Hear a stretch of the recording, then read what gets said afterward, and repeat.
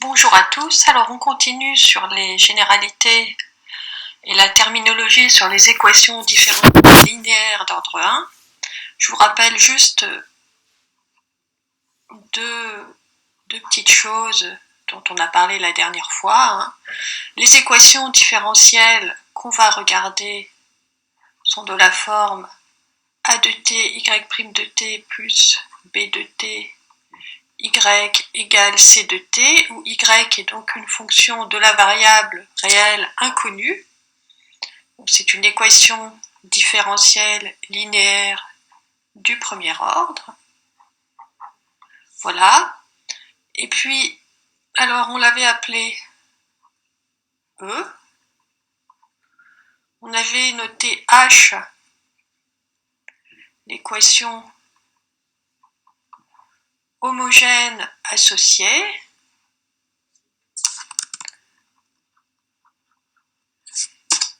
Alors, ça voulait dire homogène, ça voulait dire sans second membre, c'est-à-dire A de t, y' plus b de t, y égale 0. On remplace c par 0. Et puis, S, ou SH, est l'ensemble des solutions de E, respectivement H. Alors, je vous rappelle qu'il y a des hypothèses. A, B et C sont des fonctions définies sur un intervalle et qui sont supposées toujours continues. Si elles ne sont pas continues, tout ce qu'on dit n'est plus valable. Bien. Alors, il y a une convention qu'on va introduire, dont je n'ai pas encore parlé. Convention. Si A, B et C sont à valeur réelle, alors c'est le cas de la plupart des équations différentielles qui viennent de la physique. En général, on a des forces à valeur réelle, la position, la vitesse sont à valeur réelle, et donc si elles sont à valeur réelle, on cherche les solutions à valeur réelle. Ça veut dire qu'il y a sans doute des solutions à valeur complexe, mais elles ne nous intéressent pas. Alors c'est assez subtil parce que parfois, pour trouver ces solutions à valeur réelle, eh bien on est obligé de passer par les complexes. C'est un peu comme quand vous voulez calculer des sommes trigonométriques, eh bien vous passez par des sommes géométriques, de séries géométriques, dans les nombres complexes, en utilisant par exemple que cosinus c'est la partie réelle, cosinus t c'est la partie réelle de E puissance t. Et après E puissance t, on peut sommer comme E puissance n, on peut sommer comme une suite géométrique. Alors, on continue toujours dans pas mal de terminologie, mais qui nous sera assez utile. Donc, qu'est-ce qui se passe quand A ne s'annule pas? Et si elle s'annule, on peut se ramener à des intervalles où elle ne s'annule pas. Donc, quand elle ne s'annule pas, E est équivalente à l'équation qu'on trouve en divisant par A. C'est-à-dire à y' plus b de t, y, égale grand C de t, où donc grand B c'est petit b sur A, et grand C c'est petit c sur A. Alors, dans ce cas, on dira que l'équation différentielle est réduite. L'équation différentielle linéaire réduite.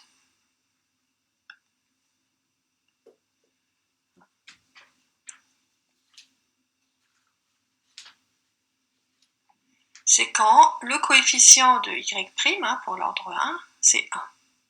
Donc c'est y' plus a de t y égale c de t, ou égale b de t, tant qu'à faire, où a, b de i dans R ou C sont continus.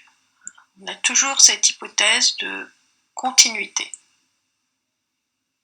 Bien. Alors pour l'instant, on s'est intéressé à des équations différentielles linéaires et on a dit les résoudre, c'est trouver toutes les solutions. Alors trouver toutes les solutions, ça peut être un peu trop ambitieux parce qu'en général, dans un problème physique, eh bien, vous voulez savoir l'évolution d'un corps qui satisfait une certaine condition initiale. Alors, qu'est-ce que ça veut? Comment ça s'appelle? Chercher la position d'un corps soumis à une certaine équation différentielle en fonction de la condition initiale. Eh bien, ça a un nom, c'est le problème de Cauchy. Donc, soit T0 dans I, x0 dans R ou C. Le problème de Cauchy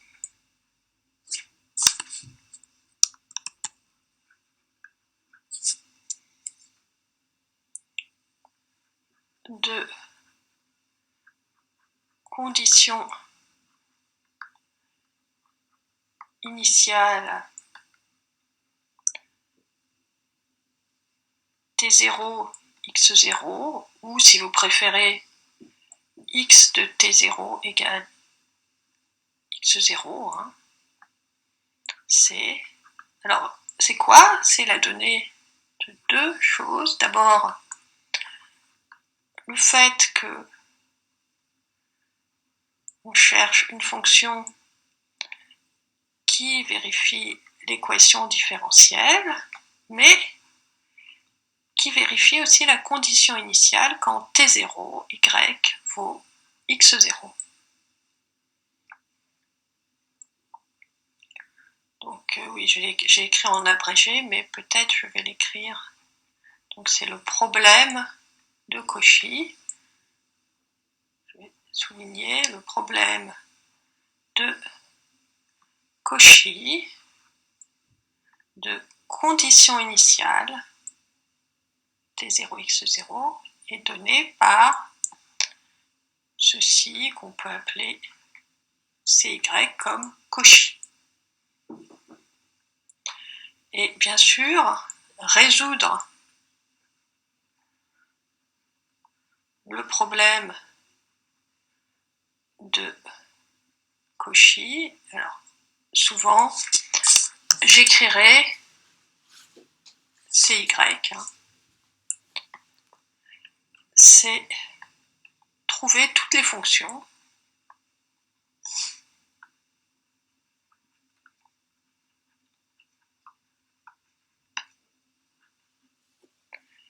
y de i dans R ou C tel que on a, bon, je vais l'écrire en toutes lettres, pour tout t dans i, a de t, y' de t, plus b de t, y de t égale c de t, et tel que y de t0 égale x0. Alors, petit commentaire, j'ai écrit toutes les fonctions. En général, il n'y a qu'une seule fonction, enfin, souvent. Dans les cas qu'on regardera, dans les cas qu'on va résoudre explicitement, eh bien, on n'a qu'une fonction. Donc, petite remarque que j'ai fait oralement, dans de nombreux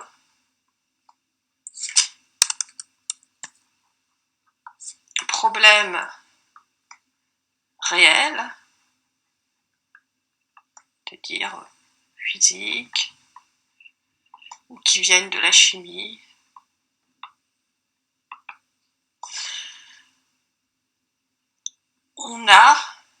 On dispose d'une condition initiale.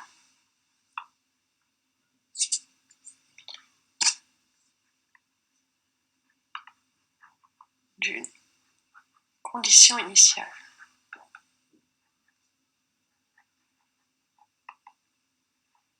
Et donc, bien sûr, on résout un problème de Cauchy.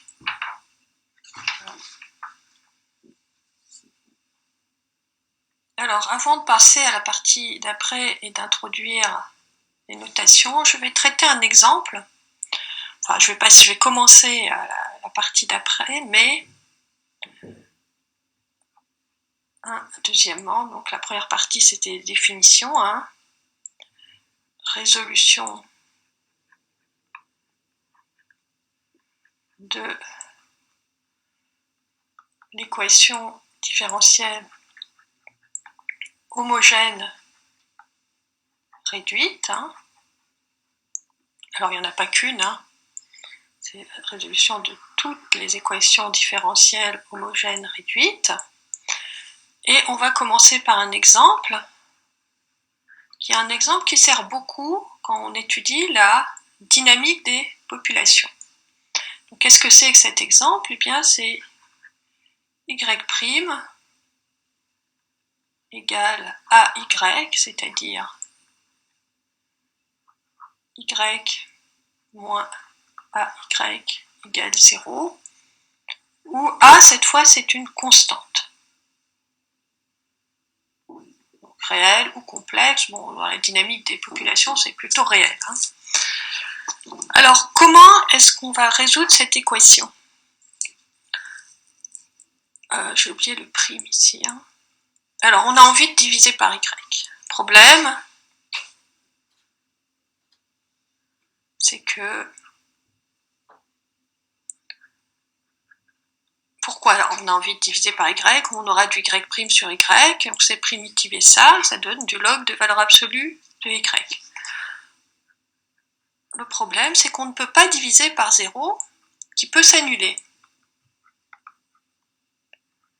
par y, car y peut s'annuler. Donc cette méthode est à rejeter. Alors je le dis, je le répète, il ne faut pas diviser par 0. Bon, j'ai beau le dire et le répéter, je vois ça apparaître assez souvent. Essayez d'éviter de dire ça. Alors il y a une méthode qui permet de trouver toutes les solutions de cette équation différentielle réduite, dont les coefficients sont constants, A est constant, et qui évite de diviser par 0. Et qu'est-ce qu'on fait? Eh bien, on introduit une fonction auxiliaire. Donc, posons z de t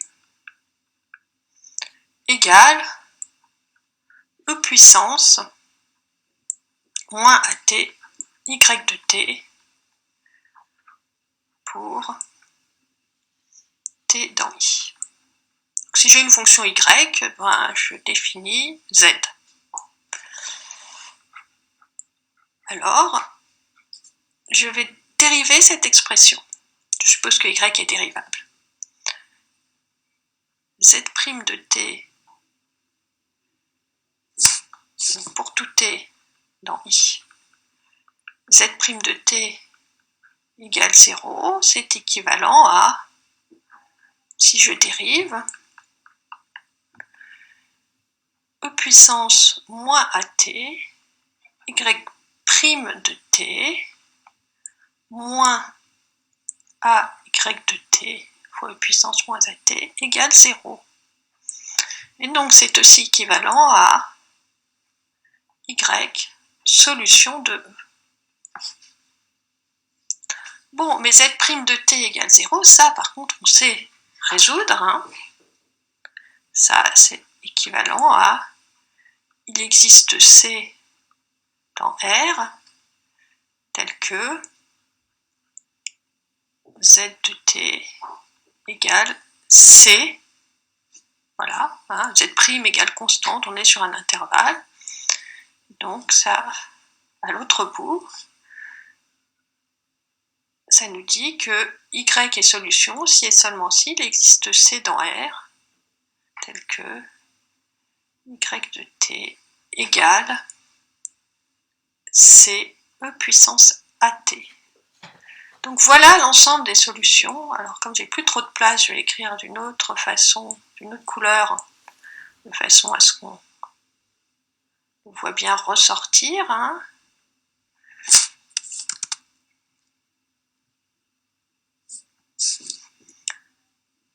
S, c'est l'ensemble des fonctions qui à t dans I associe C E puissance AT, où C est une constante réelle.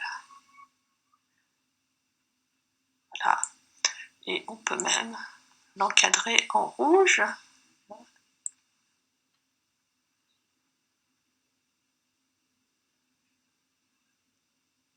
Voilà. Donc voilà quel est l'ensemble des solutions de l'équation homogène à coefficient constant.